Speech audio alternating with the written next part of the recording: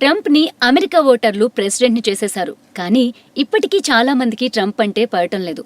అసలు ఆయన అమెరికా అధ్యక్షుడని అంగీకరించలేకపోతున్నారు. ఇండియాలో మోదీ లాంటి పొజిషనే ట్రంప్ కూడా ఫేస్ చేస్తున్నాడు. మీడియా, మేధావులు ఇంకా చాలా వర్గాలు రకరకాల అనుమానాలతో ట్రంప్ ని చూస్తున్నాయి. మరీ విడ్డూరం ఏంటంటే ట్విట్టర్ లాంటి సోషల్ నెట్వర్క్ సైట్ కూడా ట్రంప్ పై దురభిప్రాయంతోనే ఉన్నట్టు కనిపిస్తోంది. డొనాల్డ్ ట్రంప్ ఒక సాధారణ బిజినెస్ మ్యాన్ స్థాయి నుంచి హిలరీ క్లింటన్ ను ఓడించి అమెరికా ప్రెసిడెంట్ అయ్యే స్థాయి దాకా ఎలా ఎదిగాడు?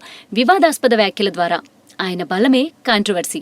దాన్ని ఇప్పుడు ట్విట్టర్ సీరియస్ గా తీసుకుంటోంది. ఆయన అధ్యక్షుడైనా సరే ట్విట్టర్లో అందరికీ వర్తించే రూల్సే ట్రంప్ కి వర్తిస్తాయని చెప్తోంది.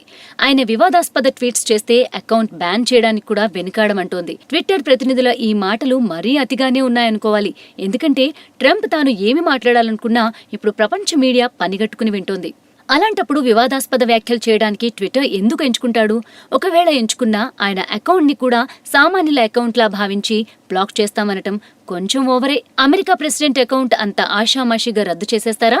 ఒకవైపు ట్విట్టర్ అమెరికా అధ్యక్షుడైనా మాకు స్పెషల్ ఏం కాదని బిల్డప్ ఇస్తుంటే, ఫేస్బుక్ మాత్రం కాబోయే అమెరికన్ ప్రెసిడెంట్ ఖాతాని స్పెషల్ గా చూస్తామని చెప్తోంది. ఆయన మాటకు, పోస్టుకు ఉండే వాల్యూ దృష్ట్యా ప్రత్యేకంగా పరిగణిస్తామని అంటోంది. అంటే ట్రంప్ ఏం రాసినా ఆయన ఖాతాపై చర్య తీసుకోమని చెప్పకనే చెబుతోందన్నమాట. భారతదేశంలో మోదీని, అమెరికాలో ట్రంప్ ని అత్యధిక శాతం మీడియా మొదట్నుంచి వ్యతిరేకిస్తూనే ఉంది. తాజాగా ట్విట్టర్ కూడా ట్రంప్ ను టార్గెట్ చేయడం కాస్త ఆశ్చర్యకరమే. సోషల్ మీడియా అంటేనే ఫ్రీడమ్ ఆఫ్ స్పీచ్. అటువంటిది ట్విట్టర్ ఏకంగా ట్రంప్ పోస్ట్ చేసే ట్వీట్సే ఇష్టానుసారం ఉండకూడదని చెప్పటం ఖచ్చితంగా భావ ప్రకటనకు భంగమే.